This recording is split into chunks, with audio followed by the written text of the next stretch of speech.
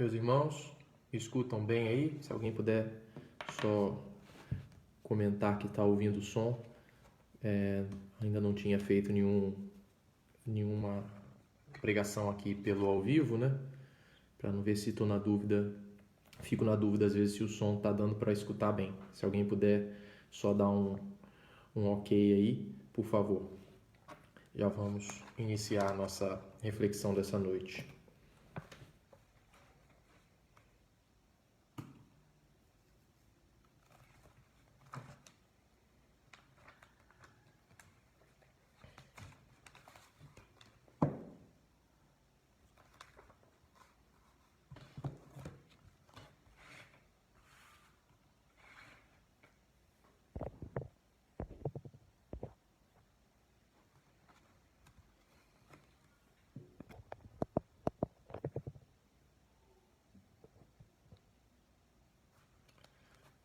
Espero que todos estejam ouvindo. Boa noite a todos. Preparando os nossos pensamentos para a nossa reflexão dessa noite. Mas antes, apenas informando aos irmãos que ontem deveria ser o dia da pregação, mas por uma confusão de datas, de calendário, estamos fazendo hoje. Flávio carinhosamente fez o convite e estamos aqui. Tenho certeza que os irmãos compreendem e principalmente que os espíritos que nos ajudam tenham uma misericórdia grande de nós. Vamos preparando nossos pensamentos para a nossa reflexão dessa noite. Vamos ler do Evangelho de São Mateus, capítulo 6, versículo 19 a 21 e 25 a 34. Não acumuleis tesouro na terra, onde a ferrugem e os vermes os comem, e onde os ladrões os desenterram e roubam. Acumulai tesouros no céu, onde nem a ferrugem nem os vermes os comem, porquanto onde está o vosso tesouro, aí também está o vosso coração. Eu, porque vos digo, não vos inquieteis por saber onde achareis o que comer para sustento da vossa vida, nem de onde tirarei as vestes para cobrir o vosso corpo. Não é a vida mais do que o alimento e o corpo mais do que as vestes? Observai os pássaros do céu, não semeiam nem ceifam, não guardam em celeiros, mas vosso Pai Celestial os alimenta. Não sois muito mais do que eles? E qual dentre vós o que pode, com todos os seus esforços, aumentar um côvado à sua estatura? Porque também vos inquietais pelo vestuário. Observai como crescem os lírios do campo, não trabalham nem fiam. Entretanto, eu vos declaro que nem Salomão, em toda a sua glória, jamais se vestiu como um deles. Ora, se Deus tem o cuidado de vestir dessa maneira a erva dos campos, que existe hoje e amanhã será lançada na fornalha, quanto maior cuidado não terá em vos vestir, ó homens de pouca fé. Buscai primeiramente o reino de Deus e a sua justiça, que todas essas coisas vos serão dadas de acréscimo. Assim, pois, não vos ponhais inquietos pelo dia de amanhã, porquanto o amanhã cuidará de si. A cada dia basta o seu mal. Vamos orar, meus irmãos.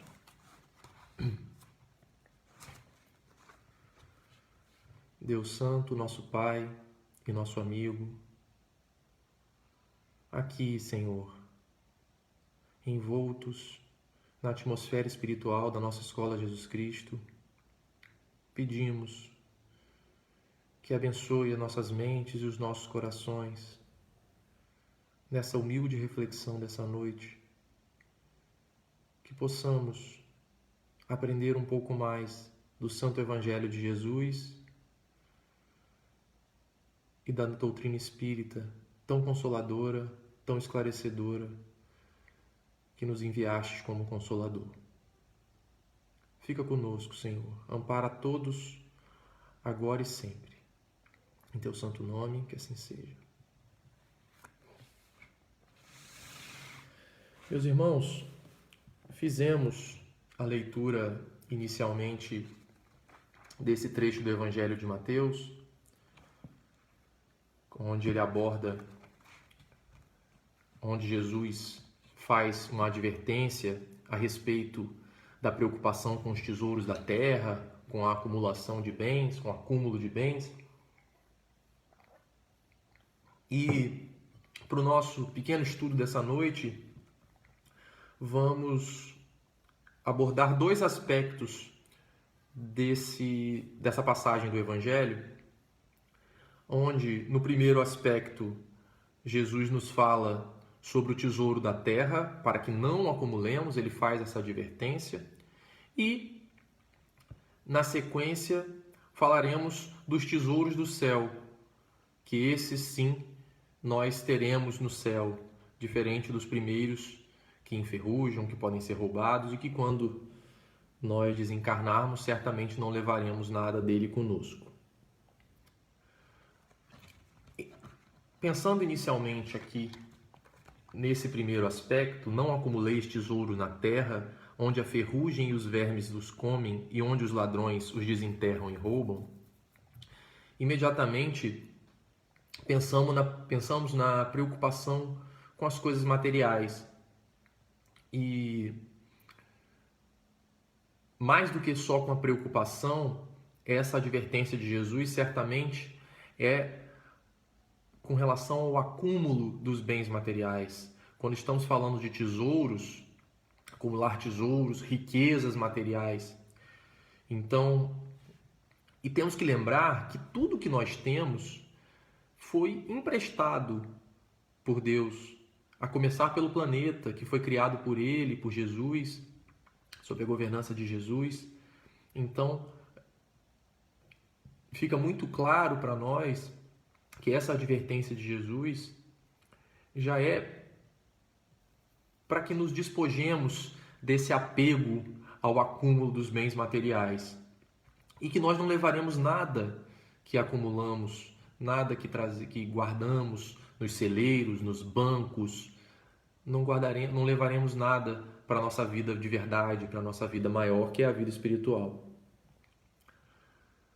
Além disso, ele nos fala da providência divina, o Deus proverá. E vamos pensar um pouco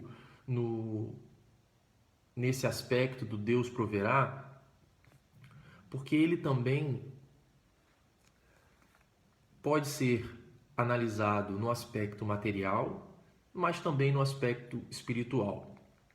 Sobre o aspecto espiritual, aspecto material, a providência divina, podemos lembrar de um episódio muito bonito que aconteceu com o Dr. Bezerra de Menezes, quando ele saiu de casa, sua esposa pediu para que ele fizesse umas compras e ele foi trabalhar, atender no seu consultório, e o pouco dinheiro que tinha acabou doando e esqueceu das compras e não fez as compras. E quando ele retorna para casa, ele tem uma surpresa, onde encontra uma carroça, que era o meio de transporte da época, com muitos mantimentos, e a sua esposa até o repreende. Bezerra, não precisava de tanta coisa, não precisava de tantos itens, tá sobrando. Então, ele chega à conclusão de e diz que não foi ele que enviou, e a providência divina, certamente algum irmão que foi favorecido por Dr. Bezerra, ajudado e inspirado por Deus. Muitas vezes, quando ajudamos um amigo, financeiramente, materialmente ou não, já ouvimos certamente, ou como fomos ajudados também, ouvimos ou dizemos essa palavra, nossa, veio na hora certa. Quantas vezes, quando estamos em algum trabalho aqui da Escola Jesus Cristo, ou em algum momento que ajudamos alguém e a pessoa diz, nossa, veio na hora certa. E não é que nós somos muito superiores, muito evoluídos. Fomos direcionados para suprir aquela necessidade. Então é a providência material que Deus, como Jesus nos fala na passagem do Evangelho de Mateus, Deus não vai deixar que falte. Ele vai sempre prover o que nós precisamos, o que nós realmente precisamos. E no aspecto espiritual, não podemos esquecer do amparo dos amigos espirituais que certamente estão conosco nos momentos mais difíceis. Esse também é um aspecto da providência divina. Somos acompanhados por uma série de amigos espirituais, e principalmente nos momentos de dor, de sofrimento, quando podemos lembrar do poema das Pegadas na Praia, onde em alguns trechos, quando uma pessoa caminhava ao lado de Jesus, quando alguns trechos só tinham um par de pegadas, é porque estávamos sendo carregados pelos braços. E quando nos sentimos mais sozinhos, mais desesperados, certamente estamos acompanhados nesse momento. Então, meus irmãos, esse primeiro aspecto que nós temos que pensar é que Deus está conosco e que nada vai nos faltar. Mas, ainda no aspecto material,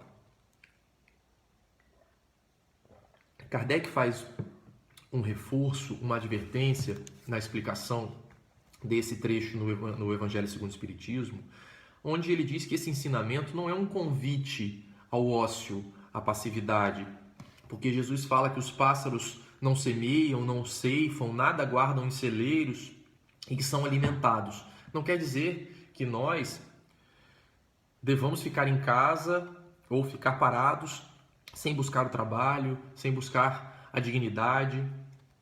E ele diz, interpretadas a letra, essas palavras seriam a negação de toda a previdência, de todo o trabalho e, conseguintemente, de todo o progresso. Com semelhante princípio, o homem limitar-se-ia a esperar passivamente. Suas forças físicas e intelectuais conservar-se-iam inativas. Se tal for a sua condição normal na Terra, jamais houvera ele saído do estado primitivo, e se dessa condição fizesse ele a sua lei para a atualidade, só lhe caberia viver sem fazer coisa alguma. Não pode ter sido o pensamento de Jesus, pois estaria em contradição com o que disse de outras vezes com as próprias leis da natureza. Deus criou o homem sem vestes e sem abrigo, mas deu-lhe a inteligência para fabricá-los. Portanto, meus irmãos, a criação de Deus, do homem, a criação do homem por Deus, como podemos estudar na Evolução em Dois Mundos, onde Jesus veio governando a criação da Terra, desde as microbactérias até a formação do corpo humano, passando pelos répteis, por várias classes de animais, até que a vida humana estivesse feita. O homem primitivo, que era um extrativista, apenas recolhia os alimentos que a natureza oferecia, e ele foi se desenvolvendo com as ferramentas, com o fogo, preparando o seu próprio alimento, melhorando a sua moradia, melhorando a sua vestimenta, porque essa é a lei do trabalho e do progresso. Mas temos também que tomar um cuidado muito grande com pensar que se Deus vai prover, eu não preciso cuidar do outro. Se pegarmos o trecho do Evangelho e pensarmos, não preciso ajudar ninguém, não preciso pensar em distribuir, em que a distribuição de renda no mundo seja mais igualitária, não preciso pensar na caridade emergencial. Meus irmãos, nós fomos advertidos, nós estudamos que fora da caridade não há salvação, que fora do amor não há salvação. E Deus certamente vai prover a todos nós tudo o que precisamos, mas o nosso papel como cristãos, como espírita, é sim o papel de agente, o papel de modificador da situação atual.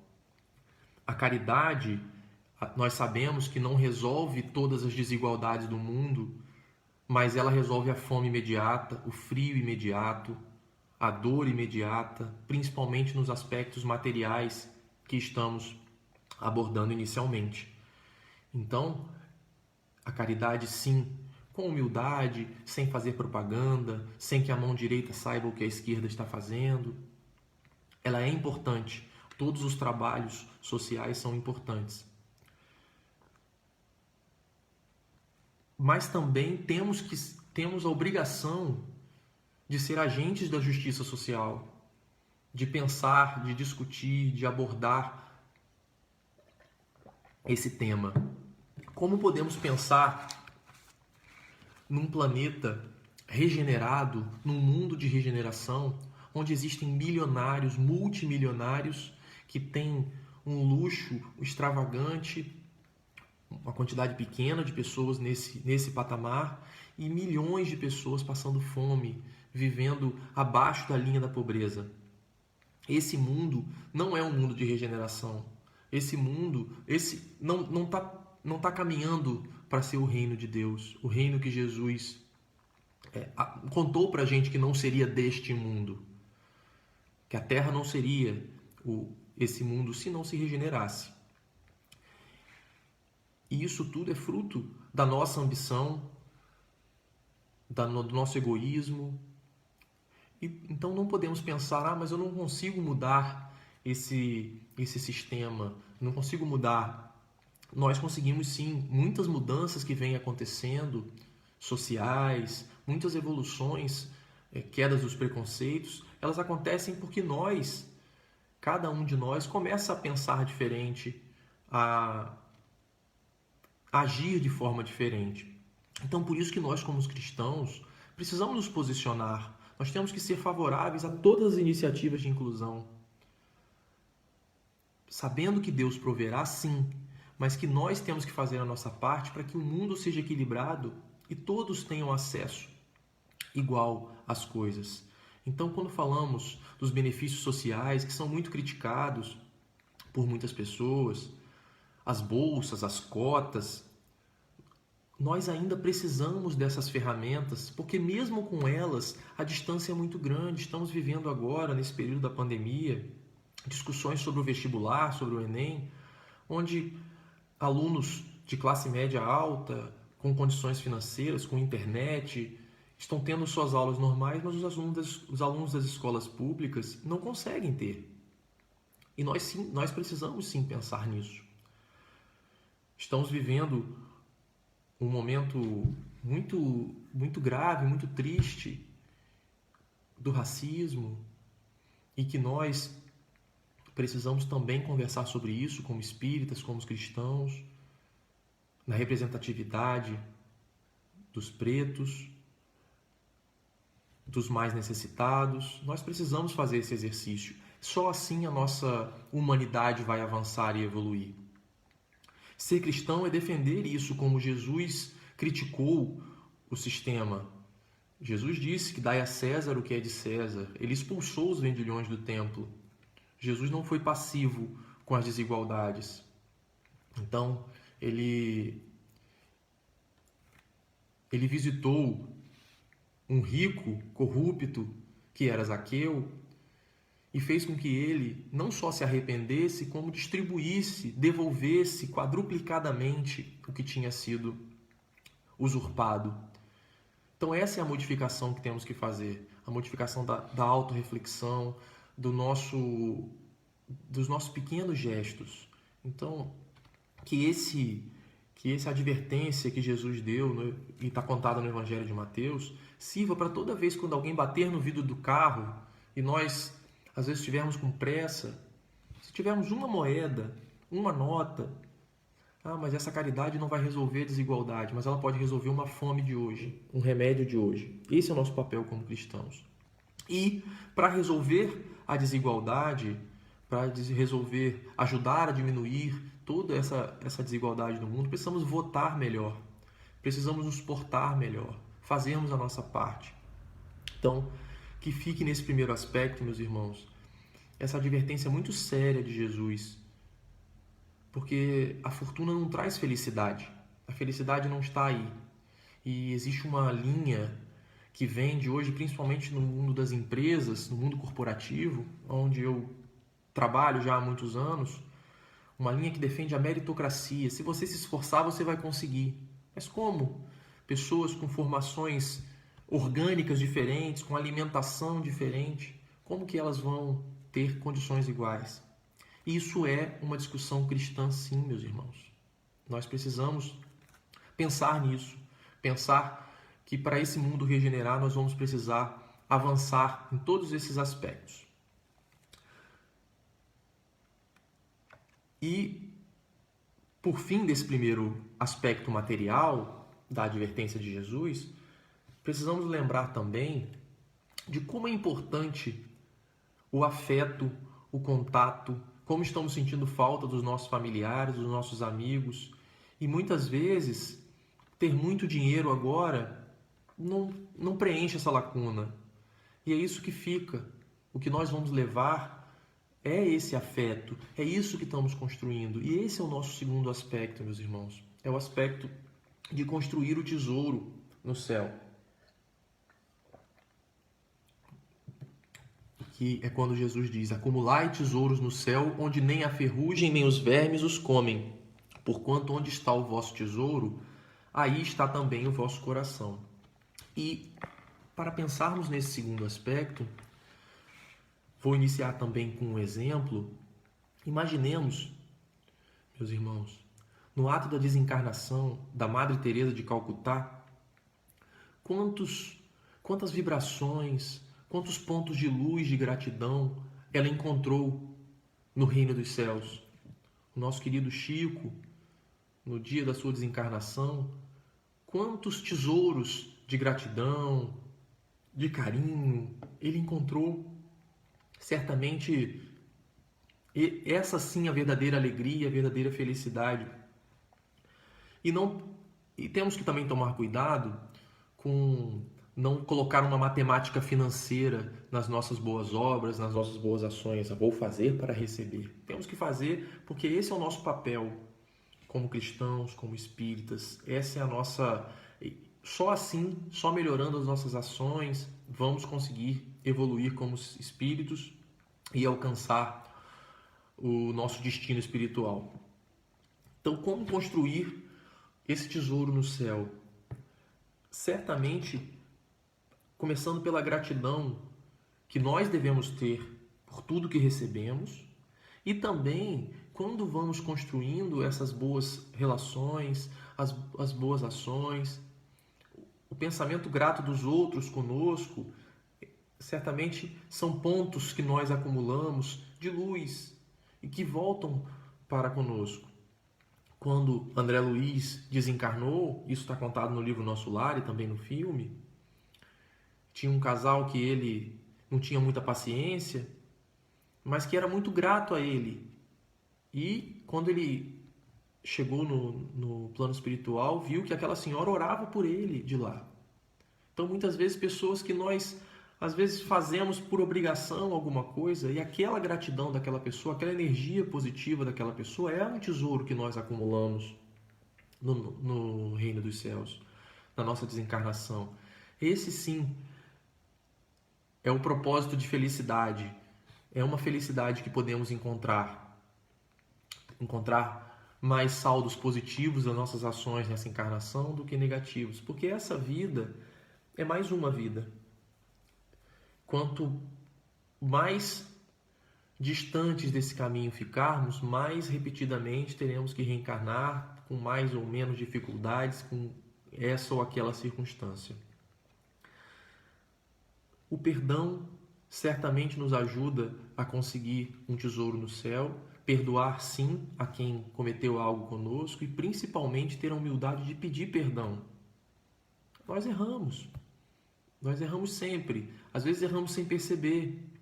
E quando recebermos o famoso feedback, que está muito na moda agora,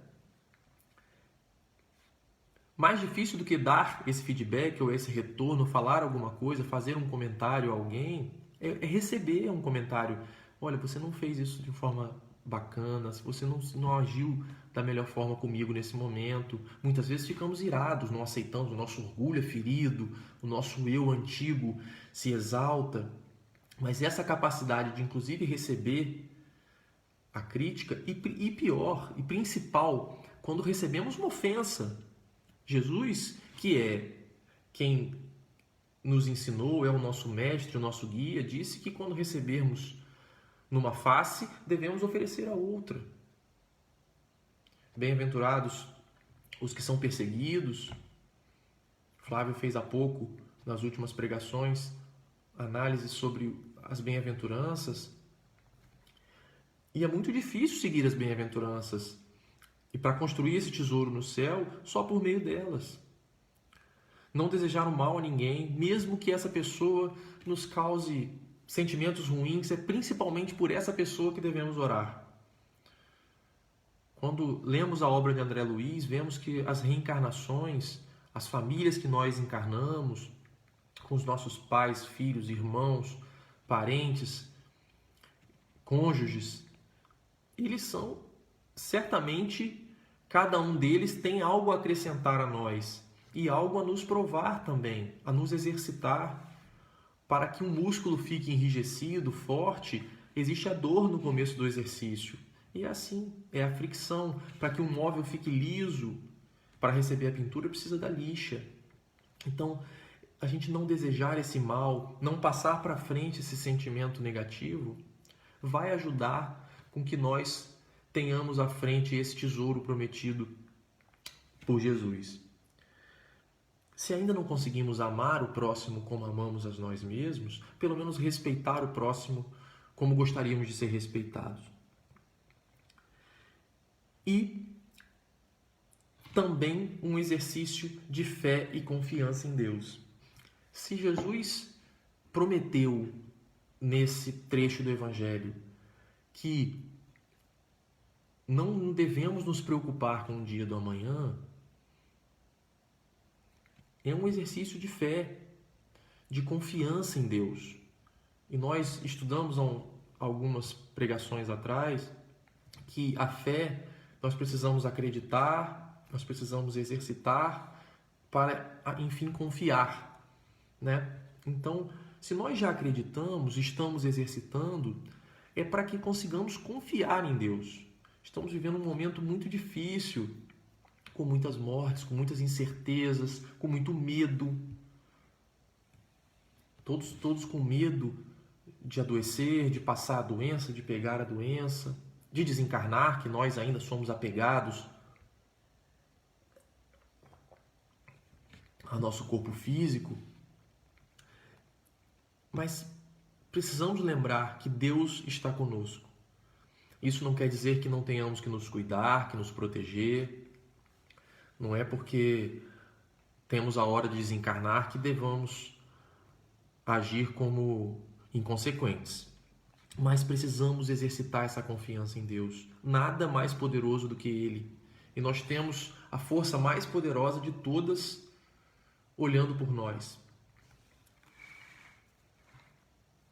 Então, para que consigamos galgar esse tesouro dos céus, que para nós vai ser ainda um tesouro pequeno, mas se esse saldo já for positivo, tiver algum pontinho de luz para nós, como que nós, nesse momento do isolamento, da pandemia, podemos ajudar? Podemos ajudar com um pequeno negócio que tem próximo à nossa casa, que são pessoas que estão sofrendo muito mais do que os grandes empresários.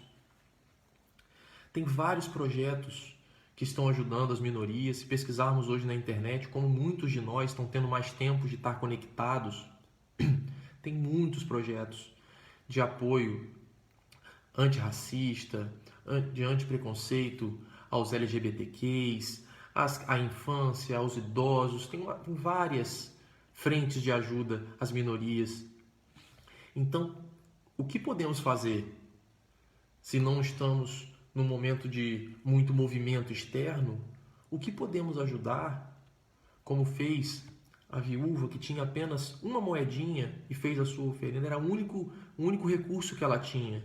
E Jesus valorizou essa oferta, porque ela deu do que ela não tinha. E nós temos.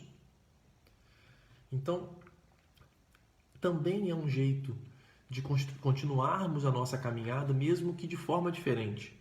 Esse momento da pandemia está nos mostrando uma série de atitudes, de ações, como essa ferramenta que estamos utilizando agora para estarmos juntos, de que se nós não pudermos ou quisermos fazer algo, ou não tenhamos condições de fazer fisicamente, fazer nós mesmos, nós podemos ajudar financeiramente a quem está fazendo.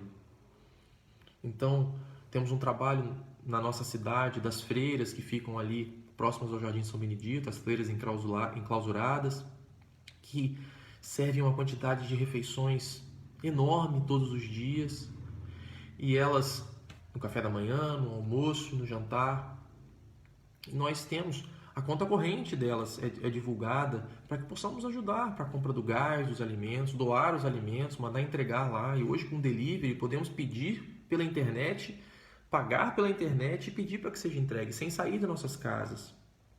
A nossa Escola Jesus Cristo, que também continua os seus serviços assistenciais e tantos outros meios de ajudar.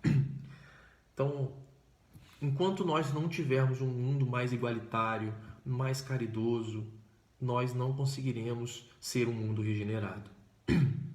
E para concluir, meus irmãos, essa nossa humilde reflexão, não podemos encerrar nesse mês de junho uma reflexão sem lembrar desse espírito tão amado por nós aqui da Escola de Jesus Cristo, onde Célia certamente recebeu um tesouro muito grande nos céus, pois ajudou a muitas pessoas por várias encarnações, por séculos, e continua nos ajudando com seu exemplo, com as suas bênçãos. Então vamos lembrar nesses minutos que nos restam alguns aspectos que Célia seguiu, que tem a ver com as duas advertências, né? Para que não pensemos no tesouro da terra e para que construíssemos o nosso tesouro no céu. Célia abandonou tudo. Célia era de uma família rica, e fazemos novamente o convite a quem ainda não leu o livro 50 anos depois. É uma obra maravilhosa, psicografada por Chico Xavier, o Espírito de Emmanuel.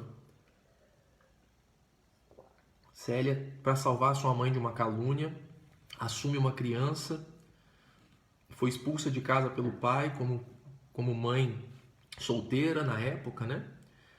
E deixou tudo para trás. Ela não pestanejou, ela simplesmente pensou em ajudar, não pensou em nada financeiro.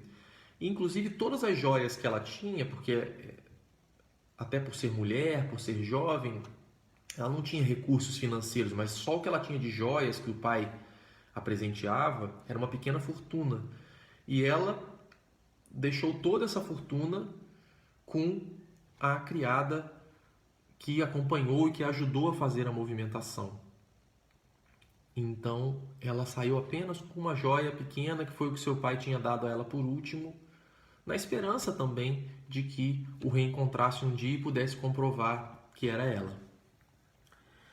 Ela confiou seus dias a Deus. No caminho que ela faz da saída da sua casa até a chegada do mosteiro, todo esse trajeto, ela, mesmo com medo, e ela teve momentos muito difíceis, mas sempre com pensamento em Deus, sempre pedindo e acreditando na proteção de Deus. Foi para um mosteiro, se travestiu de homem, colocou uma roupa de homem, assumiu a identidade do irmão Marinho e foi caluniada. Houve mais uma calúnia próxima a ela, envolvendo-a como se ela tivesse engravidado uma moça, o que biologicamente era impossível, mas mesmo assim aceitou, deu a outra face e ficou morando numa casinha muito simples. E aí, mais um exemplo de que não se preocupou com os tesouros da terra, uma casinha humilde, nos fundos do mosteiro, vivendo de subsistência e sempre ajudando. Tanto que essa casinha se tornou uma parada de todos os necessitados, das crianças, dos agricultores que moravam em volta. Então, ela estava ali abandonando sempre os tesouros da terra e construindo os tesouros no céu. Perdoou a quem a caluniou, e a seu pai, já no fim de sua vida, doente, ela perdoou o seu pai por tê-la expulsado. E sempre que releio esse trecho, meus irmãos, fico pensando em nós, às vezes, temos contendas familiares por tão pequenas coisas, por assuntos tão pequenos, e não conseguimos perdoar, não conseguimos enxergar os nossos erros. E Célia não tinha erro nenhum e mesmo assim acolheu seu pai, o ouviu antes de se anunciar para ele.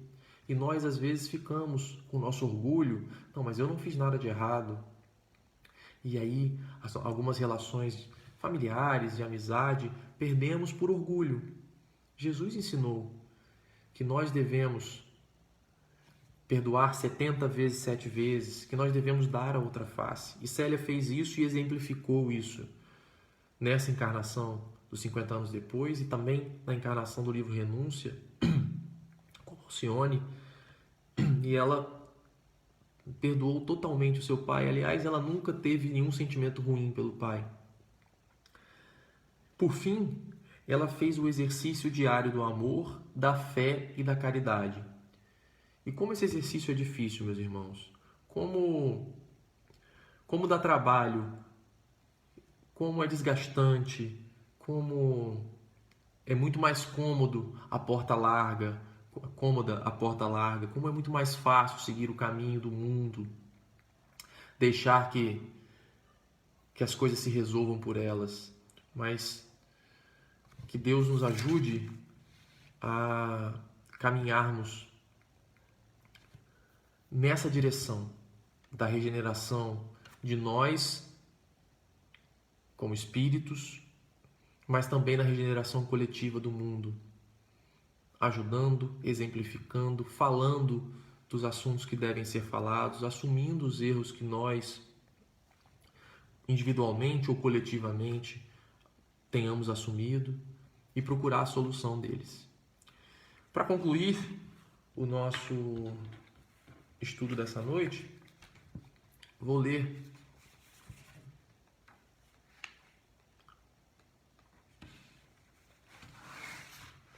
esse hino, que é um poema de Célia, Hino do Entardecer, que já foi lido tantas vezes esse mês e em todos os anos no mês de junho, mas que sempre funciona como um bálsamo, como uma certeza de que Jesus está sempre conosco e de que Deus e a sua providência não nos faltará.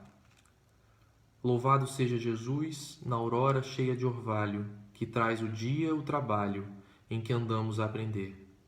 Louvado sejas, Senhor, pela luz das horas calmas, que adormenta as nossas almas no instante do entardecer.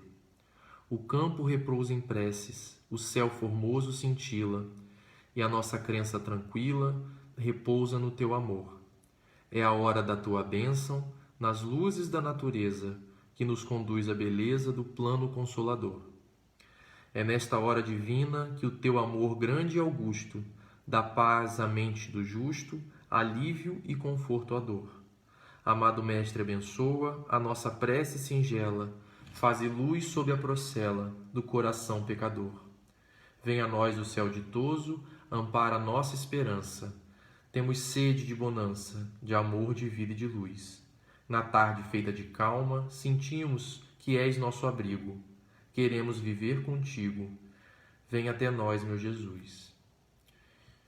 Que confiança, que fé, que amor puro que esse Espírito tão querido tinha por Jesus. E aqueles corações agradecidos que cantaram esse hino ao lado de Célia no momento da sua desencarnação, aquelas crianças, aqueles agricultores, todos esquecidos do mundo, sem importância nenhuma no planeta, aquelas emanações, aquelas vibrações certamente são um tesouro que Célia conquistou nos céus. E que ela possa, nesse mês de junho, nos ajudar, nos inspirar, para que possamos, cada dia, dar um passo à frente, ser um pouco melhores do que fomos ontem, pensar nas coisas que não estão corretas e em formas de fazer com que se acertem pouco a pouco.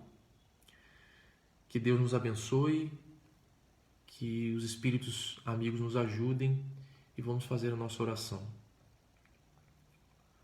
Amado Mestre Jesus, aqui, Senhor, diante da lembrança do Teu Evangelho Santo, tão difícil para as nossas mentes frágeis, infantis, para o nosso coração ainda duro, Senhor. Mas sabendo que a Tua misericórdia, que o Teu amor são infinitos e que Tu não desistes de nós, está sempre conosco, após as nossas quedas repetidas. Pedimos que abençoe nessa hora todos os irmãos aqui, nesse momento de oração, todos em seus lares, Senhor, os que estão agora sofrendo fisicamente, espiritualmente, por todos os irmãos da área de saúde que ajudam nesse momento tão delicado da pandemia. E pedimos a bênção da nossa querida Célia Lúcius em mais uma lembrança da Tua passagem aqui na Terra, contada no livro 50 anos depois. Fica conosco, Senhor. Ampara a todos, hoje e sempre. Em nome de Deus, em nome de Jesus, nosso Mestre, em nome dos amigos espirituais que nos auxiliam, damos por encerrada a reunião dessa noite. Que assim seja.